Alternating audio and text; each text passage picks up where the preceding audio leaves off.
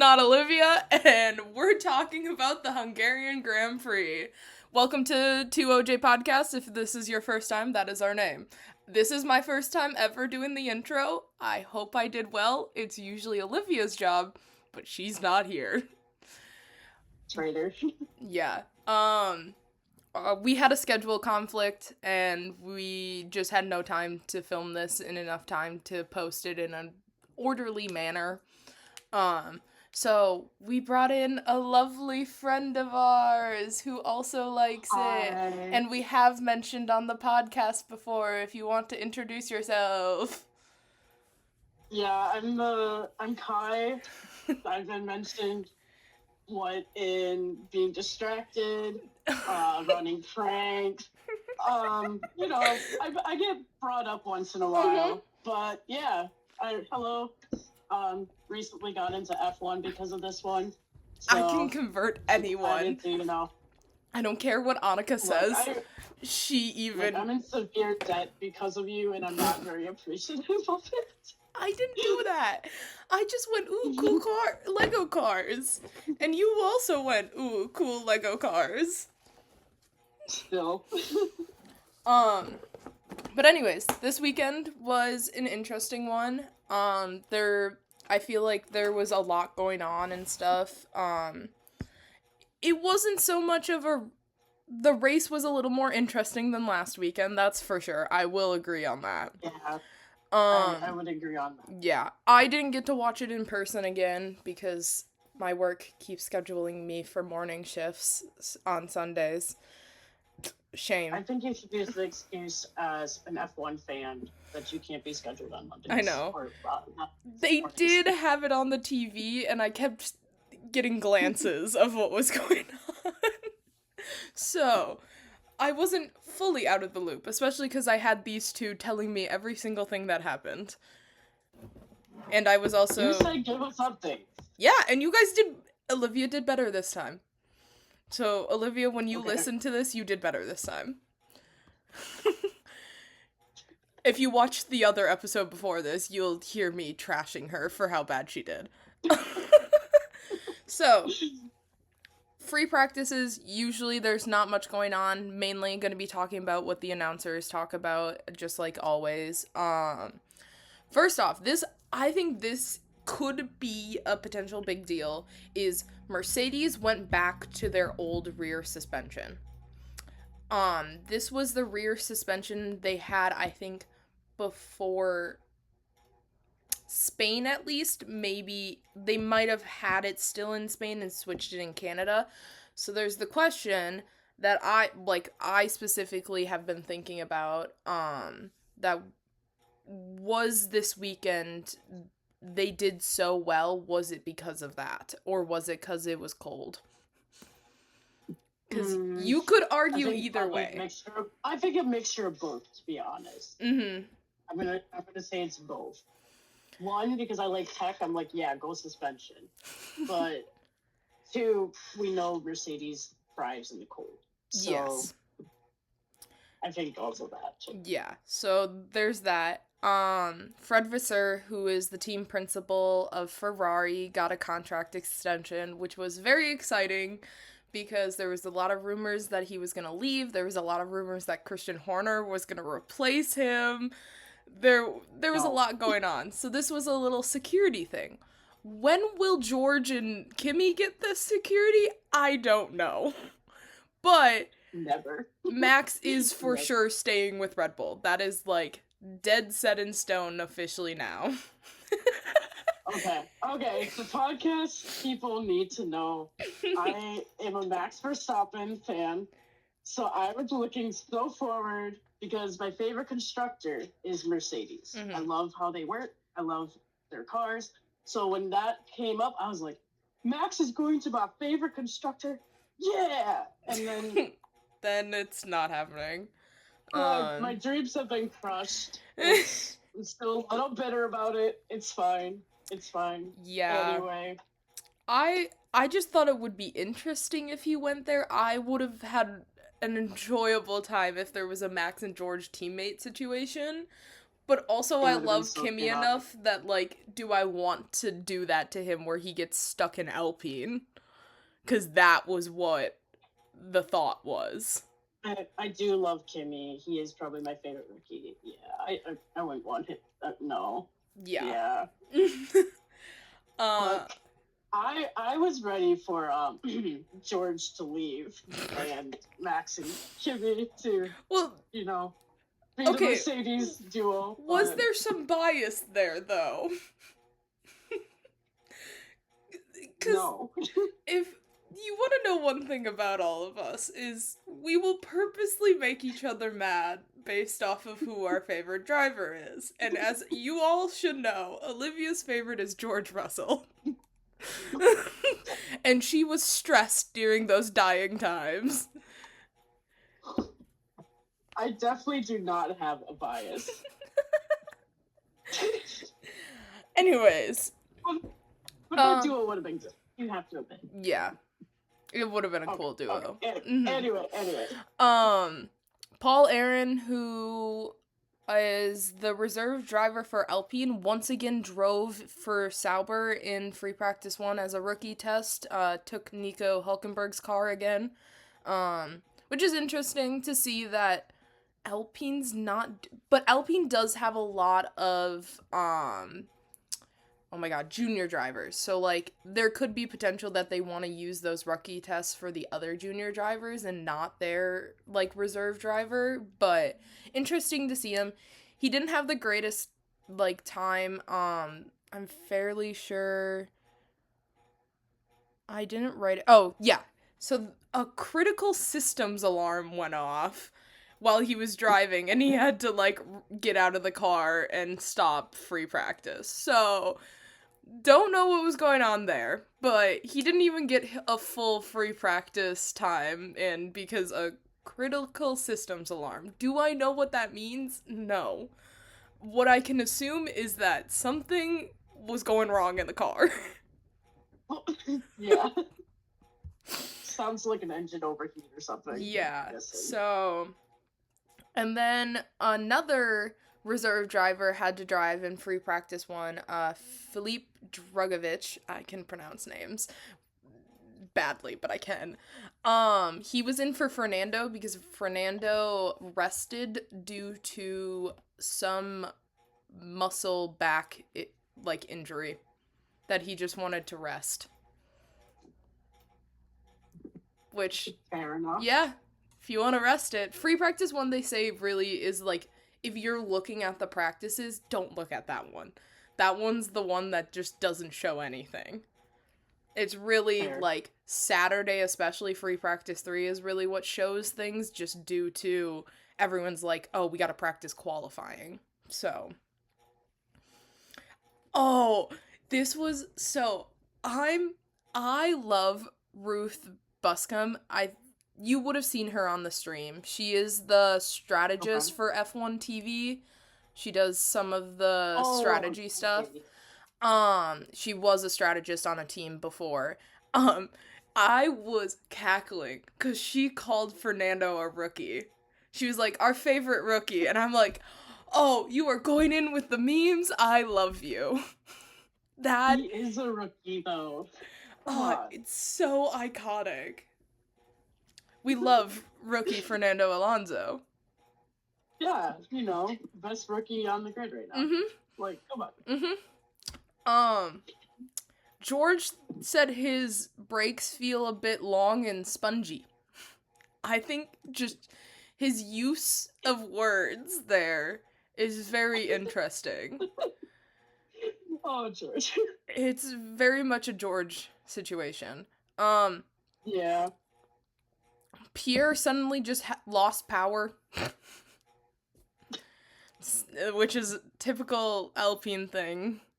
Typical. Right, yeah. And then everyone was slipping and sliding, which is a very common theme throughout the weekend. Little people had grip. There was a lot of people struggling with grip issues. Especially Max. Yeah,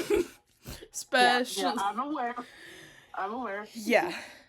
So, in free practice 2, which was just later in the day, Fernando comes back.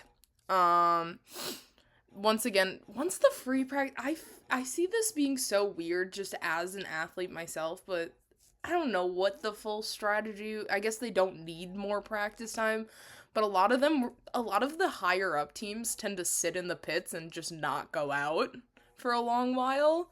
So like the Ferraris, McLarens, and Max were just kind of chilling. Yeah.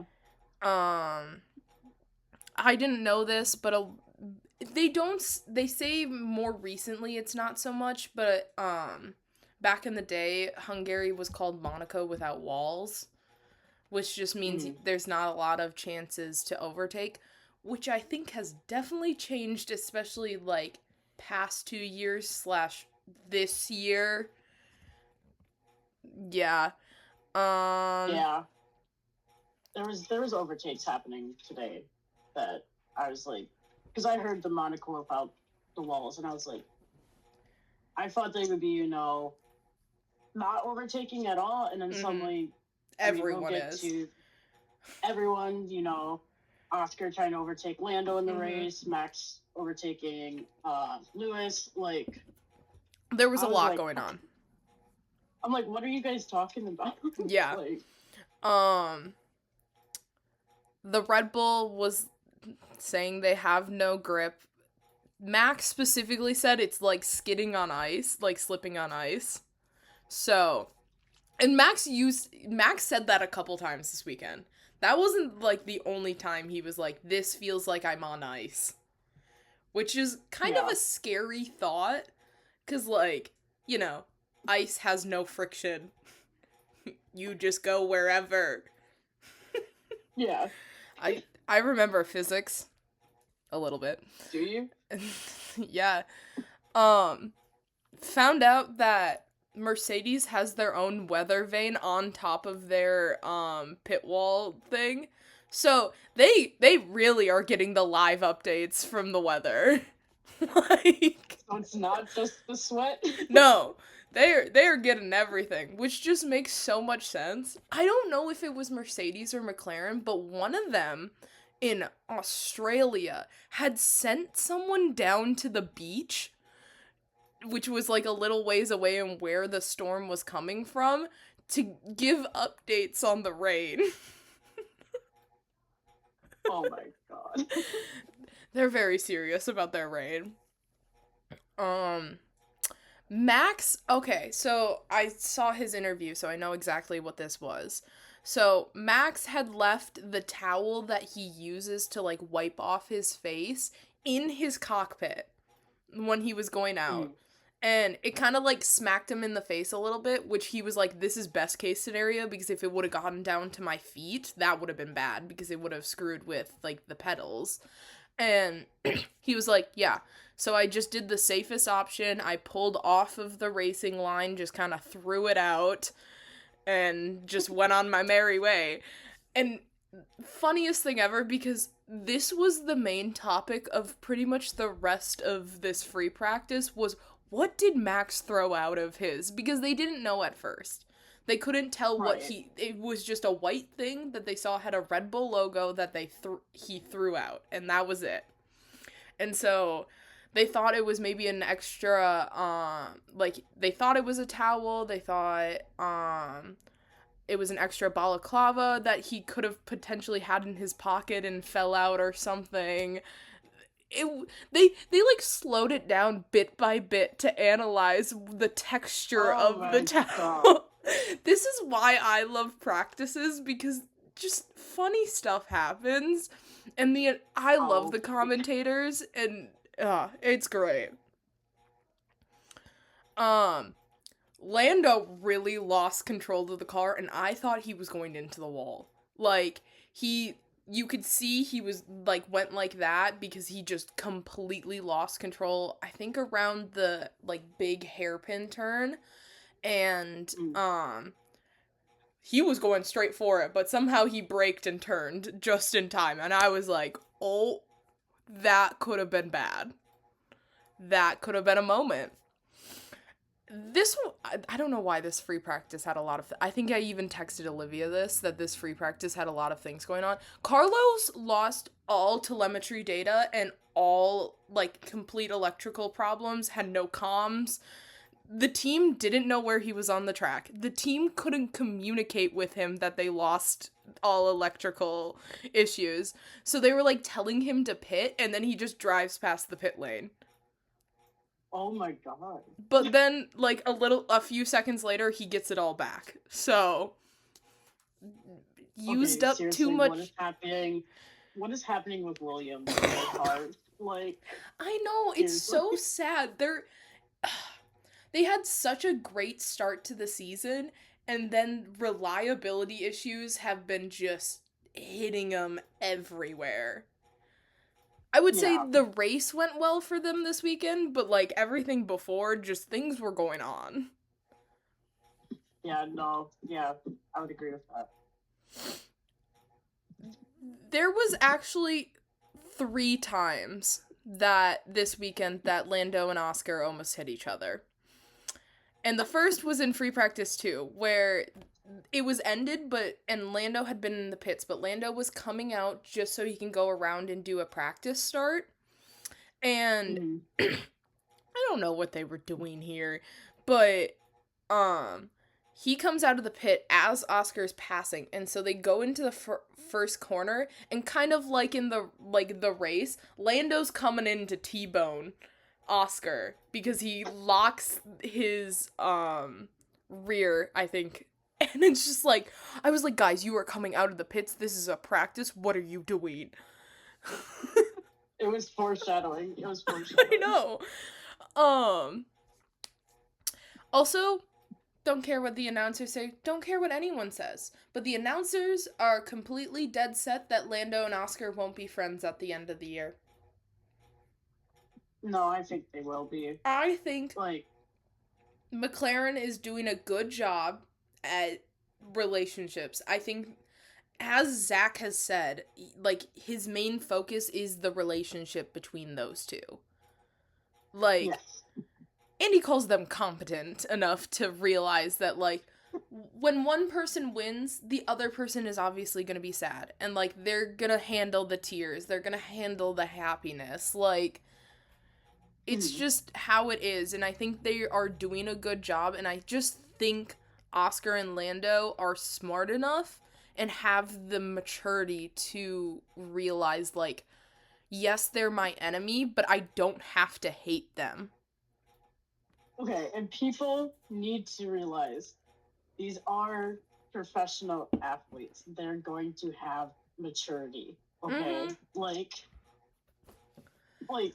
yeah, they may be rivals on the track. That doesn't mean anything. Yeah. You know?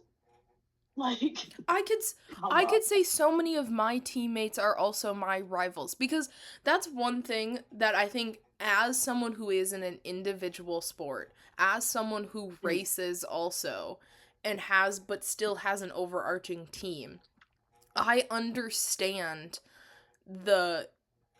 like, I always want to try and beat Ella or Kylie. Like, I want to beat them, or Olivia when she was on the team. Like, that is, like, my goal when I'm in the water. If I beat them, I beat them. We're gonna be like, but, like, we'll be fine afterwards. Right. And that shows, I don't know, maturity in your sport and confidence as you being an athlete. Like, yeah. It's just like, whenever I hear people being like, oh, Lando and Oscar, blah, blah, blah, and it's like, okay, yeah, they're, neck and neck on the grid right now for driver's points. What, it's 9 points now or something like that? Yeah, it's now back to 9, yes. Or, well, it was 8 before and now it's 9. So. Okay, but still, like, I don't think we're gonna... Yeah, there's gonna be a lot of disappointment when it comes to the end. Like, there's gonna be issues, but I think they're gonna be able to handle it. Because, like, okay, if either one of them wins, all I'm thinking, just based off of how they act, is the other is just gonna try to come back stronger the following year. Like, they're gonna set their goals to the next year. Yeah. Okay. Anyways,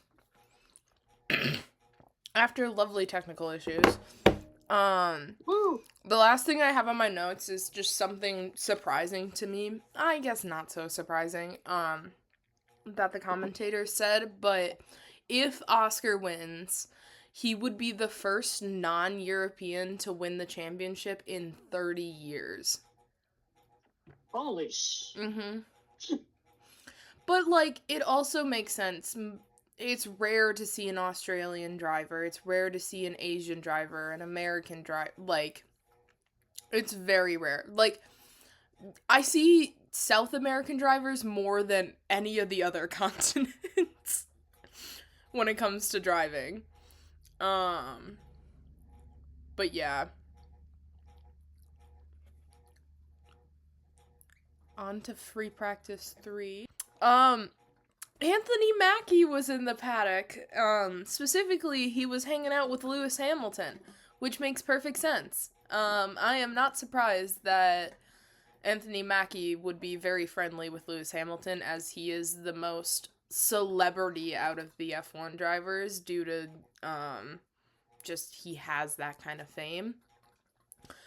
Anthony Mackie also met Esteban Ocon, who is a big Marvel fan, and literally posted about it and saying he was fanboying. So, that was a great moment there. This was a weird practice, so no one went out of the, pits for, like, 15 minutes. The only people that had gone out was Aston Martin and McLaren, and that was only because they wanted to scrub some hard tires.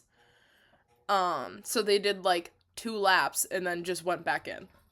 So, nothing really happened. Gabby was definitely showing his pace, which makes sense for where he placed in qualifying. Hamilton also had some great pace, which doesn't make sense for where he qualified in, where he qualified. God, words. And then, Isaac had a little bit of a spin, and that was about it. And now we get to the interesting stuff, which is quali. Qualifying. This is where things start to pick up. So I have these based off of each quali session. So in Q1, the track was very slippery.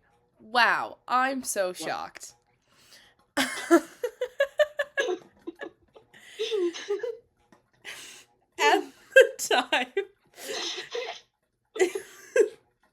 the time, this was when the track temperatures were really warm. The track temperatures were actually pretty hot throughout the beginning of the weekend and then cooled down on Saturday and Sunday. But they were thinking that the softs would only, like, last 1 lap. Like, that was how bad the heat was. I wrote, Mercedes comeback, question mark? No, but, yeah. Because it's like, Mercedes has been struggling since, Canada. Like, Canada is their last, like, really good race, in my opinion. Obviously it was really good. They had a 1-3. And then, so, like, it's very interesting to see them now. They were back at the top again. Lando had, like, no pace, but it was Q1, so maybe he was just confident enough that he was just like, meh. Okay, Lando.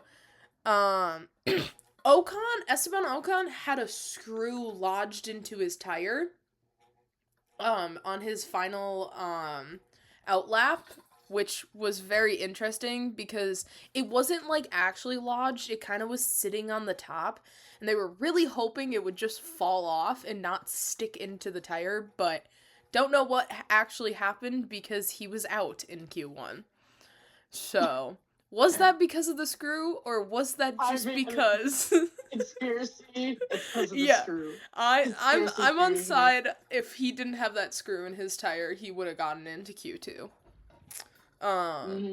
Because Ollie did, so, like, Why couldn't he? I was really shocked because the rookies were on some sort of speed juice here.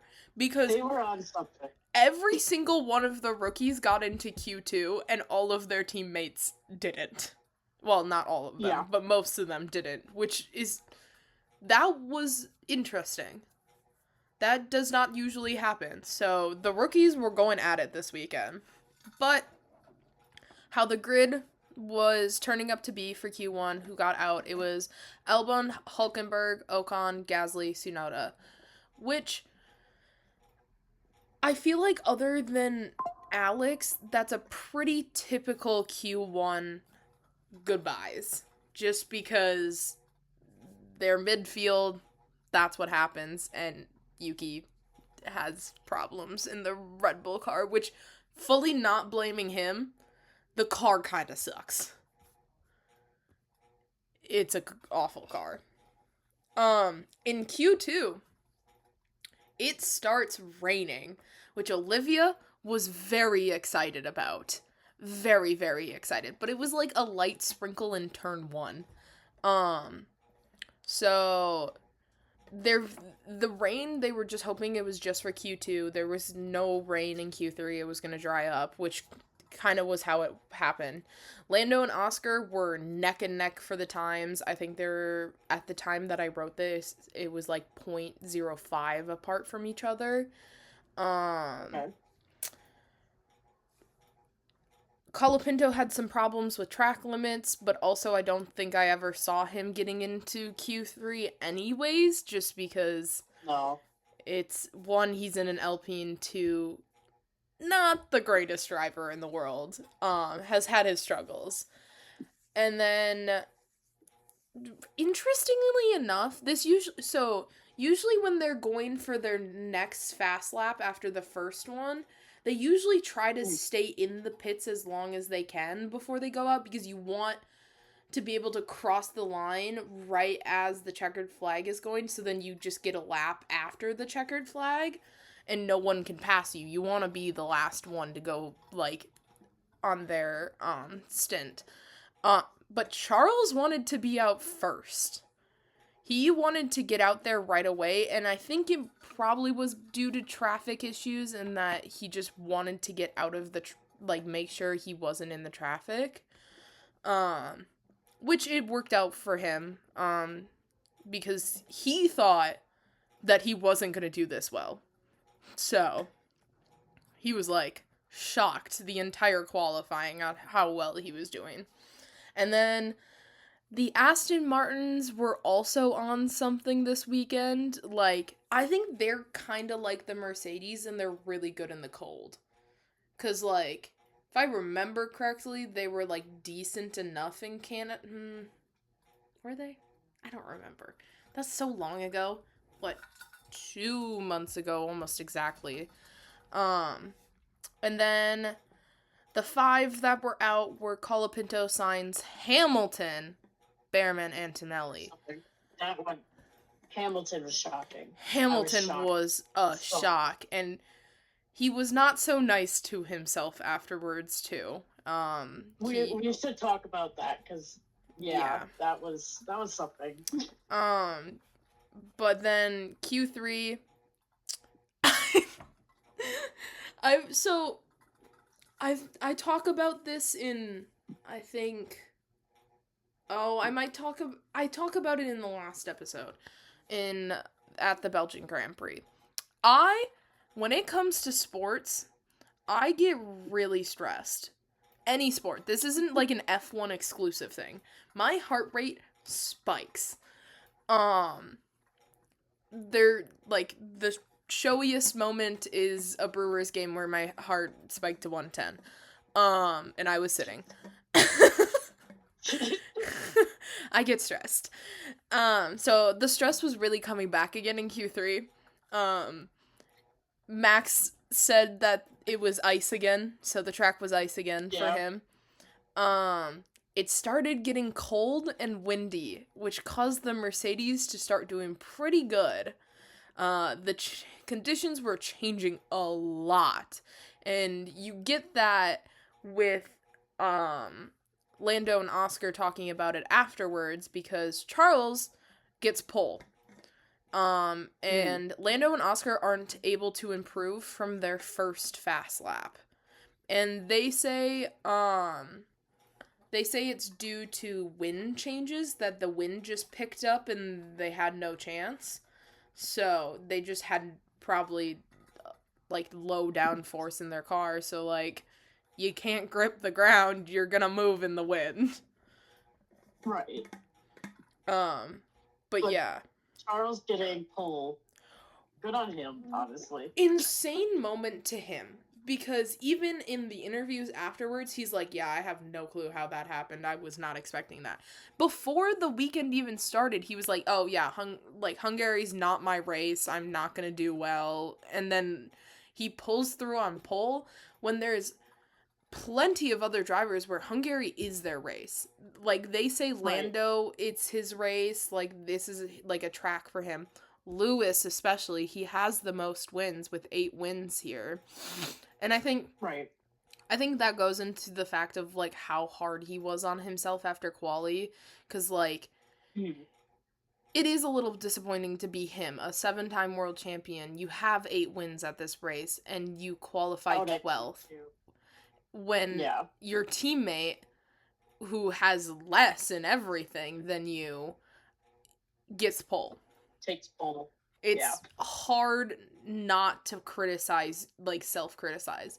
I also just don't think the criticism was entirely, like, I don't know. A lot of people after this weekend are now like, is Lewis gearing toward, like, is he on the end of, like, F1? Is he about to retire? Like, is this the end? I wouldn't say honestly, this year specifically, but, like, in the next couple of years. I think I'm going to give him the credit of doubt that he'll do the 2026 season with the new car regulations and everything. But I think, honestly, after that, I could see him retiring. Like, I don't think he's happy in F1 anymore.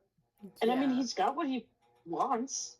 He's a 7-time world champion. Like, I think he just wants to have that. Well, one, there's obviously this discourse of, did he get his 8th title, like, stolen from him, which that's a whole thing in itself. That 2021, it's just, whatever people's opinions are, or whatever their opinions are, their opinions. What happened, and that's said and done. It's never gonna change. Exactly. But I think there's probably some part of Lewis that he wants that 8th title specifically so he has the most titles in F1. Because right now he's tied with Schumacher for 7. So he probably wants that 8th title.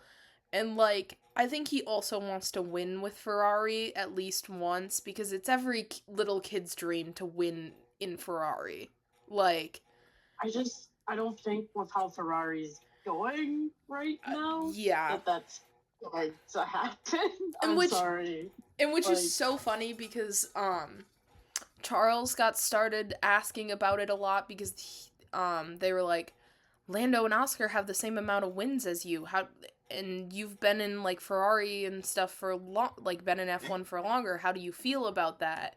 And he was like, I really don't care. I'm at Ferrari. That's all I care about. And then they were just like, will you ever leave? And he's like, no. Like, Ferrari was the dream. Yeah. And so, even though I'm kind of on team that Charles needs to leave Ferrari, he never will. I think he's never. I don't even think Max will leave Red Bull. I think they're 2 of the drivers where it's just like, this is the team that they wanted and got what they wanted, and they're stuck. They don't want to leave. I don't even think Lewis should have left Mercedes, because, like, he was the Mercedes figurehead just like Charles and Max are. So it's just, like, it's a weird dynamic, and, like, maybe it's because I'm just too loyal and I could never leave the team that allowed me to drive in F1, except, like, Max drove for Racing, or, like, Toro Rosso before, and Charles drove for Alfa Romeo before. Like, both of them, it was 1 year on a different team before they got moved up, so, but yeah. Weird things happening in Ferrari over the weekend. Definitely. But, on to the race. Sunday, bright and early at 8 a.m., even though I wasn't watching it. Yes, 8 a.m. for us. Well, Olivia got to sleep in a little more. Look, she's in a better time This zone. was my first time ever watching the race. I don't want to get up that early. That's not even bad. Oh my god. That's my normal time I get up for work. The Asian ones, like, over in Asia and even Australia, I think, Japan and Australia were at, like, 3:30 a.m. Oh, hell no. China? No. Yeah. Yeah. No. Yeah. Some of the... Okay, never mind. I won't complain. Some of the, like, Middle Eastern ones, they could be that early, but because they are in a desert, they make sure the drivers drive at night so they don't overheat. So, and even then, they'll still overheat, and it's a disaster. We don't talk about Qatar 2023. But the race. Yuki starts in the pits, so that Yuki tends to start in the pits. Start in the pits, yes. Yeah, he's always changing his car setup. Oh, Yuki. What are you looking at? I'm really questioning my own notes that I wrote, an hour ago? 2 hours ago. Oh! Okay, it auto-corrected. I must have spelled temperature very wrong. So, this was the lowest track temperature of the entire weekend, which, weirdly enough, is not meant to favor McLaren. McLaren usually doesn't do well in colder temperatures. If you look back on, like, Canada, did not do well. But it was a low track temperature, which favors Mercedes. Yeah. I think there's some other ones, but I feel bad. I only know top 4 stuff. Martin. Yeah. I really only know. Which we saw during this race. We saw them being pretty damn good. So there was also debate ever since the beginning is because of the low track, like the low temperatures, is this a 1-stop or a 2-stop? And the top 11 started on mediums, which most people thought that's, like, I saw the little graphic, and so even for a 1-stop, starting on medium seemed like the right choice. There was some mixture of hard and softs in the rest, especially further back they had softs on, I think just to get that quick start and praying. And Lewis had hards on, which was probably to just try to go as long as he can. There was a whole mix, like, I don't think you could set in stone a single strategy between any of the teams, because it was all over the place. And it changed rapidly. Yes. And then we get to the race start. In my opinion, just based off of watching it, and even I think the commentators said it too, Lando had the best start, like, jump. But he, like, lost all momentum because Oscar was purposely focusing on him and trying to defend from him, which then gave George the ability to almost jump both of them. Luckily, Oscar was able to keep it, but George almost jumped both of them, and it also gave Fernando the chance to also pass Lando, because Lando lost all momentum from his start. And I think it's so funny that they did not care about a single other person except each other. Lando was going for Oscar, didn't look behind, and Oscar was only looking behind at Lando. They were on each other. So Gabby got up to 6th place, Ollie was up to 10th, Lewis fell to 14th from 12th, and Alex was up to 16th from 19th. So there was actually, that start had a lot of movement. Like, a lot. It did. Yes. People were everywhere. Even so, Liam had got ahead of Max, but then Max immediately took it back. Immediately. It did not last for long. Yeah. Specifically in his favorite lovely chicane. He loves that chicane. That shouldn't be a place you overtake. They say the only place to overtake on this track is turn 1. That is not turn 1. No. So Max, I don't even know what he was on. He was a man on a mission the entire race. He was. And it was nice to see. It gave a little bit vibes of going back to Mad Max, for sure. He definitely had those vibes. Lando was able to get back to 4th by lap 3, so Fernando was really slow. Fernando held back the entire grid from those 4. So many people. And I was sitting there because Max was behind him, and I'm like, fucking Fernando Alonso, move out of the way. And no. Oh my god. And he wasn't, like, the only one to do that. Like, Charles eventually was doing that. It was weird. The gaps. Like, move. Because I think the top 2, I think at least Lando and Oscar, had passed so many people up until 10th place. Mm-hmm. So, there was some gaps in the grid, and I think Fernando was the main cause. I think at some point there was, like, a 27-second gap between Alonso and Ford. And I was like... Yep. Wow. Riveting race right here.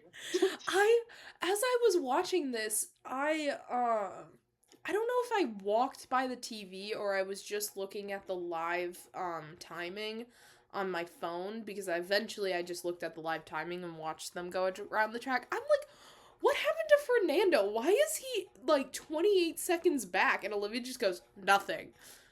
Fernando's just like that. And I'm like, okay, that's an interesting thing. No, he was holding back the entire pack for, like, a good majority of the race. Max tried to overtake Gabby, and Gabby had a great, defense keeping Max behind him in lap 4. So that was right away. Yeah. I think he did really well. He was also stuck behind Fernando. Yeah. Fernando probably pissed off so many of the drivers. I am telling you, like, number 1 hit list of this weekend for all the drivers on the grid was Fernando. You cannot convince me otherwise. Oh, yeah. Like, man was on a mission, and that was to be slow and keep everyone behind. And then, both Sauber cars had been investigated for false starts. And Gabriel was fine. Hulkenberg was not. And I forget how minuscule things have to be to get penalties. Okay, they did the replay. I didn't even see it. I did. Looked back and I was like, huh? I was obviously specifically looking for it when I was watching. And it's like he moved maybe a millimeter.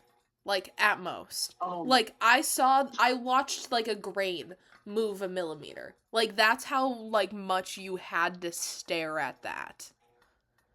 Oh, jeez. It's not like, it wasn't like Lando in, I think it was Saudi Arabia, where Max literally watched Lando roll forward a little bit. And which, it was on accident by Lando. I think he was too far back in his grid placement, and then he was trying to get further and just went too far.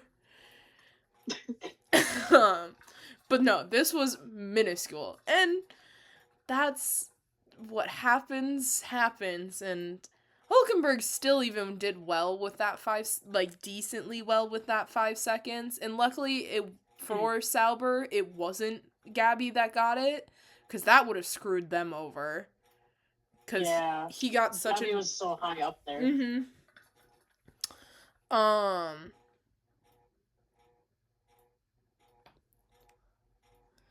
I hate myself. What was past me writing? I just have lots of questions about tire temperature due to cool temperatures. Okay. Tires are gonna run cooler because of cool temperature. I think it's more talking about how they continuously kept talking about the one stop. Just do. Well, that's if you're running hards or mediums, you're not going to pick up as much rubber or marbles on the side. So you're not going to have to do those tire changes as much on cooler tracks. That's what it comes down to. And there you go. We need tech talk. Oh, yes. Where am I in my notes? I'm losing it. This was funny to me. So... Tom Stallard, who is Oscar's, I think his last name's Stallard, I know his first name's Tom, who is Oscar's, race engineer, just on the radio goes, some of the other competitors are talking about one stop. What do you think, Oscar? And I'm just like, do you mean the other competitors as in Lando? As in, you hear Will talking to Lando about it, and you're just... No, because that radio came up and I was like, who are they talking about? Like, I've not heard any other radios talking about a one stop. Because it's like, besides Lando. On the pit wall, I think there might be like 4 people in between the 2 race engineers. So they could probably hear each other, or they have a radio line where they can hear each other. So... it has to be Lando. It was Lando. It was Lando. But yeah, Oscar, just to get everyone's, like, my thoughts on this for everyone to know, Oscar didn't want the one stop, but Lando did, and it was their decision. Like, put it out there. Eventually, when Oscar started to realize the one stop was the better strategy, yes, he tried to go back and tried to see if he could do the one stop, but it was too late for him. Like, his main goal was to try to pit early to cut off, like, Charles. Like, it was too early for him. And then... This was funny. Lando had said his tires were going by lap 18.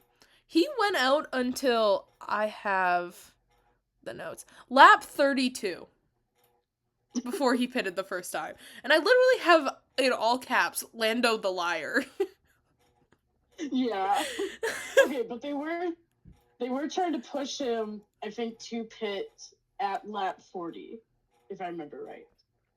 I don't remember that, so that could be true. That could definitely be true. That they were trying to get him to go that far. But yes, Lando the liar, because, like, dude. Which isn't the first time McLaren does this. McLaren's really was on something today. I'm trying to trick people. God, yeah. I'm pretty sure you wrote down that one instance. But, yeah. They were tricksters. Then we get Max starting to do some really dodgy overtakings. First, it started with Nico. On the lovely chicane, he's trying to pass Nico Hülkenberg, which causes, Nico to go off. Yeah. And then Pierre's going so slow that Max was just able to pass him easily after that. And that's not the first time someone goes off due to Max's car. Look. He was giving Mad Max a little there. He was, and it was nice to see. Yeah. It was nice. Yeah. He's been a little bit tame these past few races. Yeah. It's good to see. Because he just does the same exact thing to Lewis. And I think the best thing about this all, he gets no penalties. Yeah, it was wonderful. None whatsoever. Because the Lewis situation was the sketchier one. I don't know, just because of the camera angles, I don't really know the Nico one that much. But the Lewis one was a little sketchier of it looking like he pushed Lewis off. But the there stewards was no contact. Like, it was just a racing incident. I think Lewis that Lewis was exaggerating when he went off track. Okay. Max, was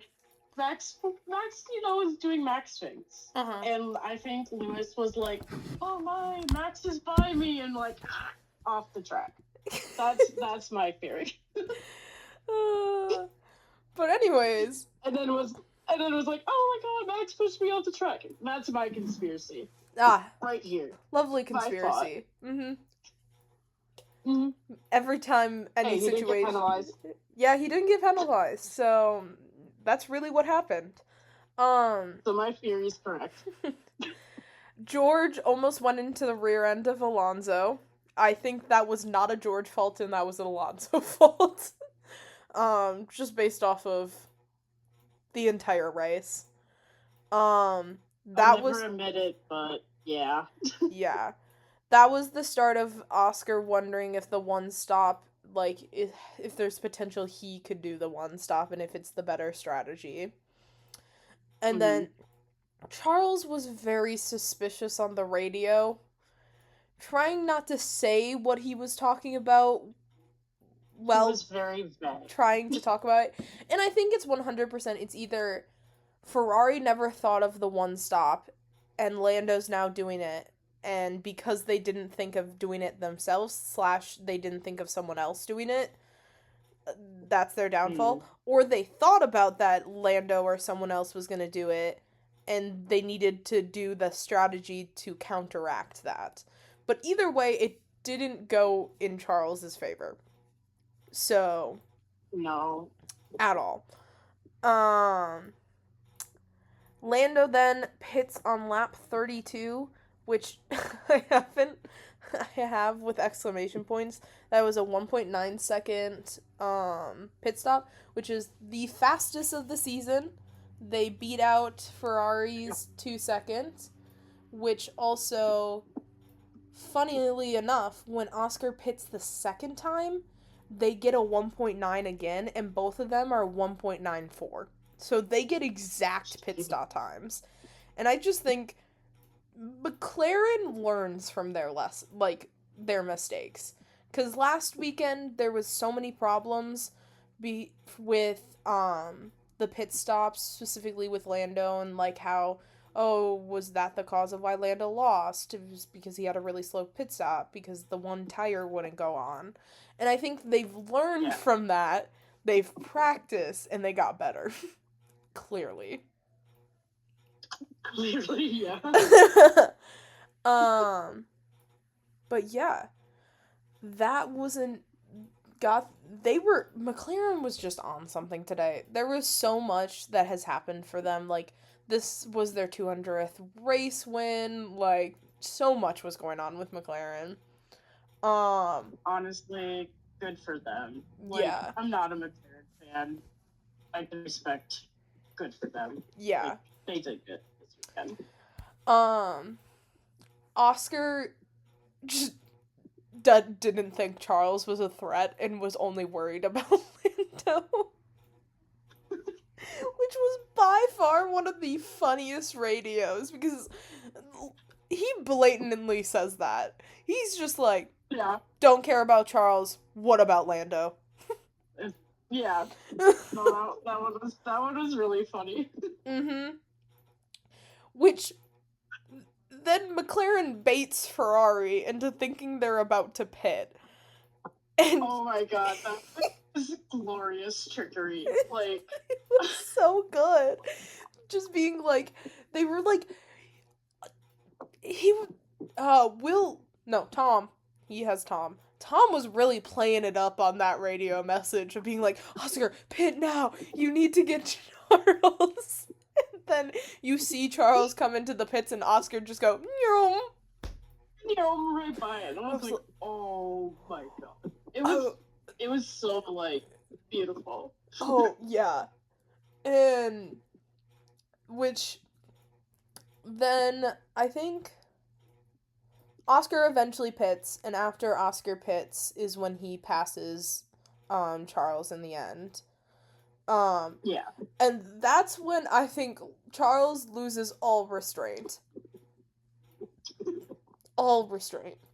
Because then he just starts driving erratically, and George is stuck behind him being like, what is going on? Because I think the first time, I don't think that would have gotten a penalty. The first time that George accused him of moving under braking, I don't think so. That second time was so clear that he was moving under braking that it was insane. Yeah. Like, he almost hit George. Was this around the time where he did the really long radio message, too? Yes, I think this was... Or was that later? Okay. Yeah, this is all in the same area. Of Charles has not been having a good time with Ferrari. Like, last weekend, he told his engineer to just not talk to him. Leave me alone. Yeah. This weekend, he really gives his opinion with, I think that, I don't know if that's the record for the longest radio message. It's definitely close. It has to be. Like, yeah. They had to scroll down on the radio message. Which, in the end of this all, George is able to pass Charles, which was going to happen no matter what. Charles, they even say it in the cool-down room, Charles was going really slow. Yeah. And then it just pans to Oscar versus Lando, because that's what it was at the end of the race. Was Oscar was gaining on Lando due to having fresher tires, and then Lando was running into very heavy traffic. He had like 5 people in front of him and stuff, like, in a row. So there was that. So Oscar was gaining on him. And Oscar was within DRS. I think at the time of this happening, he was probably within 3 seconds. But he tries for a very sketchy lunge. A very sketchy lunge on turn 1. Where he tries to go for the inside. As, like, Lando's ahead of him and tries braking late. I think because he's, 1, done this enough times, and 2, he's just smart enough. He realizes that this isn't gonna work and stops the car and causes himself to lock up before. Which the locking up could have been bad, because he could have just kept sliding right into Lando. I seriously thought he was gonna keep sliding into Lando. It was pretty close there. They were really close, and that was like on lap like 69 of 70, or was it 70 of 71, whatever. That was pretty much his last chance. I think it was 69. Yeah. That was his last chance. Like, he had one more lap, but that caused him to fall back in time. It just, like, that was what secured Lando's win. Which, similar thing happened in Spa, Spa, where Lando locks up, causing, like, to secure Oscar's win. So that makes the podium Lando, Oscar, George, which you're obviously not Olivia, so I can say this a little bit more. I don't have faith in George. I also do not have faith in George. So I was not expecting... he's a good racer. I was not expecting him to be there. Because especially, why I don't have faith in him is because it's the does nothing gets P3 is a thing. Which means it's not his driving, it's the other people's mistakes. he benefits from them, but, like, yeah. Like, don't get me wrong. I do think George is a good driver. But I would agree very strongly with you on that statement. Olivia's gonna hate us when she hears this. But that was a little shock. The other two, on the other hand, I was expecting a Lando P1. That's who I was expecting to win. I was also expecting a McLaren 1-2 at the beginning of it. After qualifying and stuff, I wasn't actually expecting a, like, 1-2, just because they were 2-3, and I thought maybe it could be a 1-3 situation, but I wasn't thinking a 1-2. I was expecting Charles, honestly, to be in P3. I didn't think he would hold. I also had him in P3. But I figured he would be our P3. Yeah. Because I figured the McLarens would do their 1-2. We're in Ohio supremacy right now. Like, there's no argument with that. But, yeah, I definitely was like, oh, Charles is going to stay strong in P. And then George. George comes out. Yeah. Like, I would have had... yeah. But I think Oscar, I'm fairly sure, don't quote me on this, F1 fans, if I'm wrong, I'm wrong. I'm fairly sure Oscar and Lando are really catching in on Senna and Prost's 1-2 consecutive record for McLaren. So, like, this is one of McLaren's best duos in a long time. I think... Okay. The only other ones that could have had potential was Alonso and Lewis when Lewis was a rookie, but that was also at the time of Spygate, so McLaren got a very hefty fine and kind of has been building since then. Yeah. Yeah. But otherwise... after stuff, because I love talking about the fun stuff afterwards, because my favorite thing is the cool down room. I love them yapping. F1 TV are my enemies right now. You did text about this, yes. They are my number one enemies. All I wanted to see, because Lando immediately went over to his team to congratulate them. Oscar, I think, weighed himself.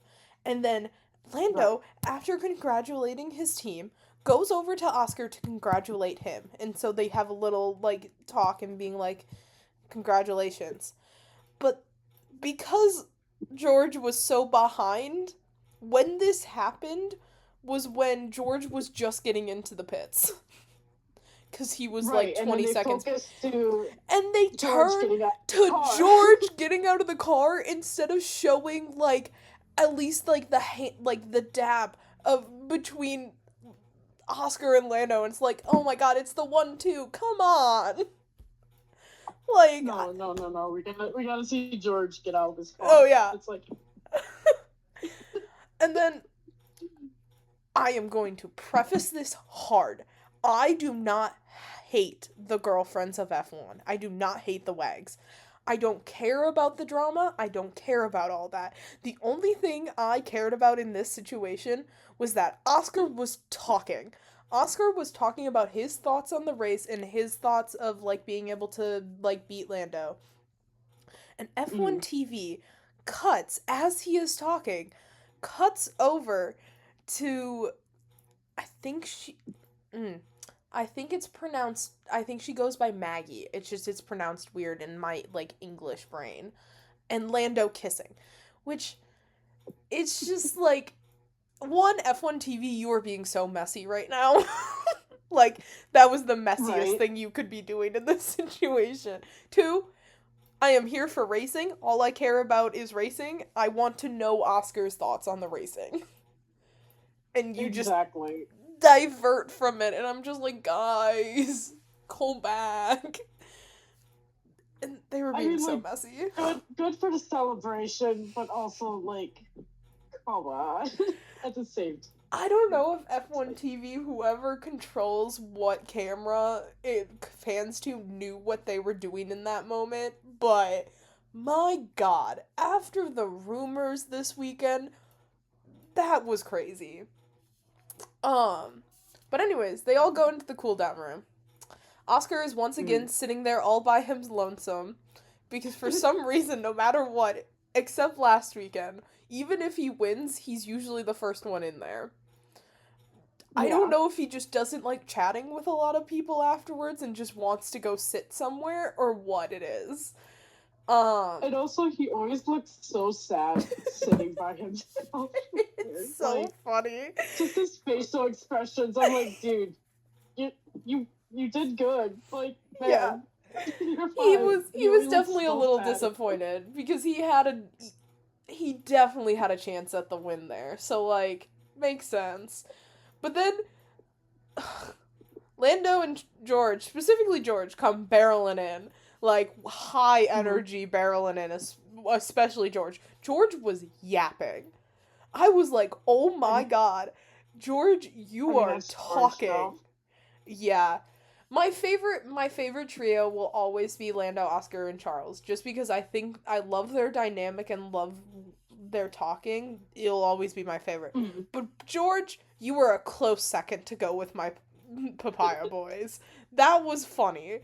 Especially because, first off, they start talking about why was Charles so slow on that third stint. In which none of them knew why. And then George, being the icon himself, goes, as they replay Oscar locking up and almost hitting Lando, he goes, why didn't you T-bone him? That'd been great. Oh my god. Yeah. Because in the situation with how they were lined up in that crash, they both would have been out. Easy. Like, yeah. There's no way they wouldn't have been. But I think my favorite part of that whole situation was Lando was taking a drink at that time and choked on his water from laughing. No, I will say, okay, I want to preface this. I am not a George fan, but George did grow on me a little bit when he said, I would have just why did you T-bone him? And I was like, oh my god. George is always like that, though. Every time. I know. I was just sitting there like, holy man. It was very iconic. He definitely has his moments. He is definitely the most memeable person on the grid. And he makes sure of it. Yes, he does. And then the only thing I have left on this was it warms my heart of Lando making sure Oscar's trophy was safe when he did the champagne pop. So there wasn't, repeat of the trophy getting broken? Yeah. Lando was, which is so funny. I know because Hungary last year was a thing that there wasn't so much joking about it, about Lando breaking Max's trophy back in 2023. But the amount that this got brought up, because Lando on his champagne had wrote, I hope I don't break the trophy this time. Don't break the trophy. Yeah. And then him immediately running off the podium to put his away. He goes to about to do the champagne thing, notices Oscar's, and then picks his up and goes and puts it by him. And even George put his off. Oh my god. Did you pick up when they gave the trophy to him? Someone from the crowd yelled, "Don't break it!" And I was like, I think I did pick up on that. And he was so careful lifting it, too. He, readjusted his hand placement so many times. Man was dead set on not breaking that trophy. Honestly, good for him. And it was just, even George knew to take his trophy off of the, podium. They made sure their trophies were as far away as they can be.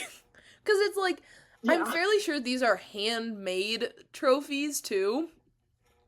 Just because, they're made by, artists or something yeah. in the area.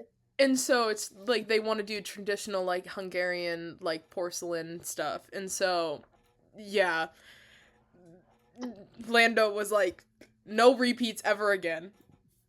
None. It's gonna forever be brought up every time.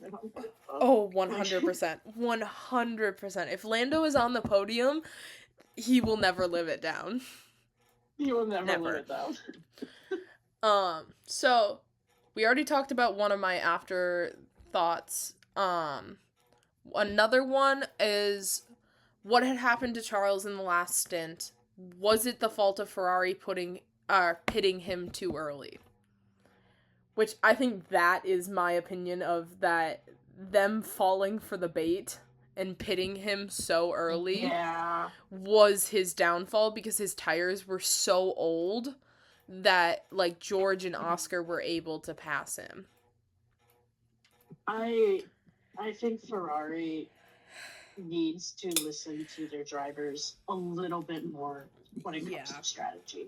Because this is getting like Charles should have been able to be on that podium this weekend. Yeah. He had an excellent quali. He did decent racing, but it was just honestly Ferrari's strategy that is like, okay. And I think like what is happening here? And it's just like, I don't know who their team strategist is, but boy, what is going on in the strategy department? Yeah. They talk. I hope they figure... Well, it's the problem that, like, I'm fairly sure... I don't think it's for everyone. I think it's for, like, the team principals, the drivers, maybe some others. You're not supposed to do anything F1 related over the break. Oh. Like, you can... I think so. I think, like, back at the factory, they can change car stuff and make upgrades and stuff. But I don't think they're supposed to, like, talk and stuff. Okay. I don't know for sure. Don't quote me on that. I think that I only know that from an episode in Drive to Survive of Christian Horner saying that. And do I trust him? No. No. Who... Me and Olivia do this every time. Who is your driver of the day? I would say Gabe. Yeah. Solid dude. Which he got it. He managed to hold his own throughout the entire race. I was impressed by his driving. Yeah, I would say him, to be honest. I would say him or Kimi.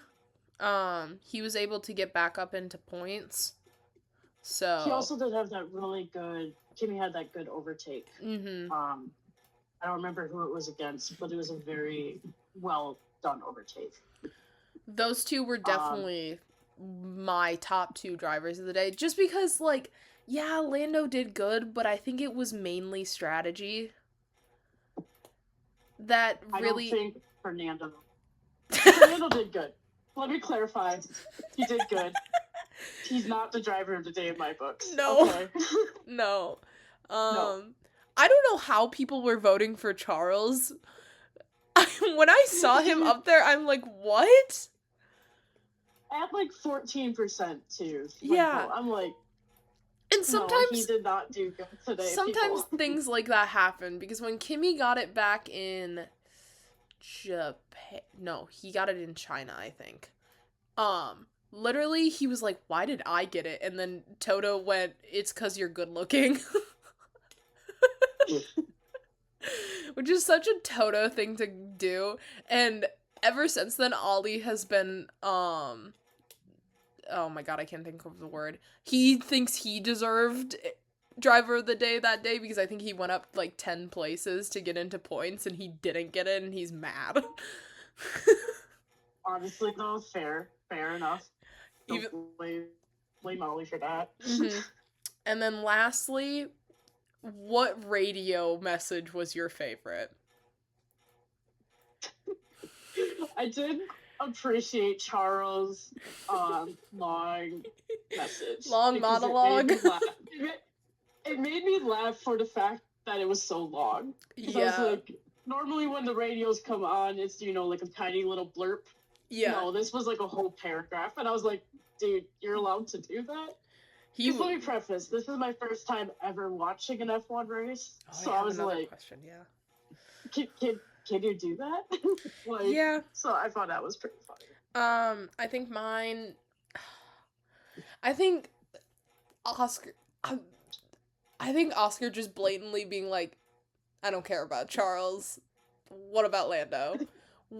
It made me giggle a little bit. I was like, damn, bro. You really think so little of him? Like... That one is good, too. Him and Lando's minds were set on each other and each other only. They could care less about anyone else. Yeah. And then, as a final closing question, do you want to watch another race in person again? Or live again, that's what I mean. I don't know. Because I love listening to the cars. I like doing all that. It's just I get bored around 20 races, not 20 races, 20 laps in, and I find myself scrolling on my phone. I do that too. I think that's, how ADHD brain works. Yeah. If there's not enough excitement happening, I'm like, I don't care. Mm-hmm. But I had fun. I didn't appreciate waking up at 7:30 in the morning, but I would definitely watch another race. I did appreciate it. Congrats. You converted me to an F1 fan. I got another one. Ooh. I'm collecting y'all like Infinity Stones. I'm just gonna be so disappointed. Wait. Funny story. Following up on Annika. I accidentally texted her, George is in P3, when I meant to text the group chat. And she just gave me a face like, cars go vroom vroom. And I was like, oh, that wasn't meant for you. That's so funny. That's so funny. Of course. And I was just like, oh, dang, now she knows. Yeah. She knows. She knows. But anyways, that is the end of this episode. I'm gonna do better than Olivia since you give her shit for this. Ooh, okay, let's see it. Go follow us on Instagram, TikTok, YouTube, Spotify. We also have any of the Twitter threads, Blue Sky. That is Olivia's job, so if nothing is getting put on there, that is not my fault. But anyways, most things are through 2OJ Podcasts. Some are just OJ Podcast or 2OJ Pod, just because the username was stolen for a lot of things. I want a better one. But I hope you guys liked our special guests today. We got differing opinions than what we usually do, and I'm not a George fanatic. That's the differing opinion. And be sure to check out our next episode whenever it comes out. Bye, everybody.